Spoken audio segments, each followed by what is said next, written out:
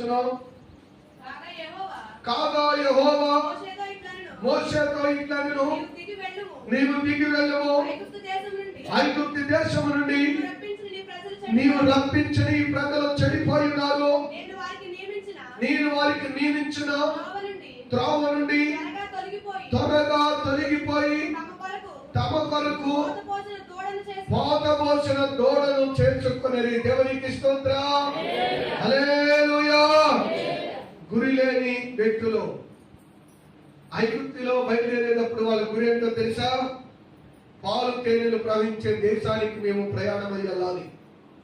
వారి ఆత్మీయ జీవితంలో దేవుని సన్నిధానంలో వారు స్థిరపడినటువంటి మనసు ఎవరికంటే ఐగుప్తు దేశమును విడిచిపెట్టాలి, దేవుడు మా కొరకు సిద్ధపరిచిన పాలు తేనెలు ప్రవహించేటువంటి ఆ కానాను దేశం యెరూషలేము మేము ప్రయాణం అవ్వాలని మోషే చెప్పినట్లుగా నిబంధనలన్నీ గైకొన్నారు.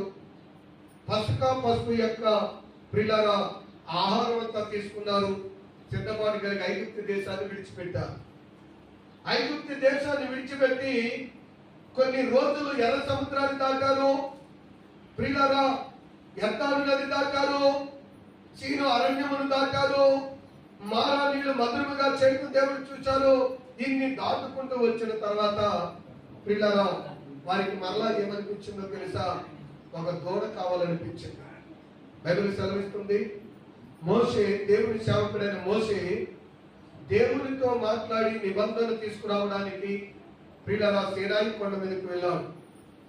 40 రోజులు వారి సేవకుడు వారికి దూరంగా ఉన్నాడు, మోషే దూరంగా ఉన్నాడు.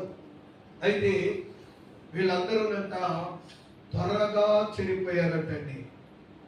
వారి కొన్ని సంవత్సరాలుగా కొన్ని నెలలుగా ఉన్న వాక్యాన్ని వారి మొదటి ప్రయాణం ఏంటంటే ఈ ఐగుప్తు శ్రమలు, బాధలు, ఇబ్బందులు విడిచిపెట్టి మాకంటూ ఒక సొంత నివాసం ఉండి, మాకంటూ ఒక సొంత ఊరుండి, మాకంటూ ఒక సొంత ఇల్లుండి మేము మా దేవుడు చెప్పిన స్థలానికంటే చాలు అని కట్టుబట్టలతో వాళ్ళ దగ్గర ఉన్నటువంటి వస్తువులతో దేవుడిచ్చిన సంపదతో ప్రయాణమై బయలుదేరి వచ్చారు.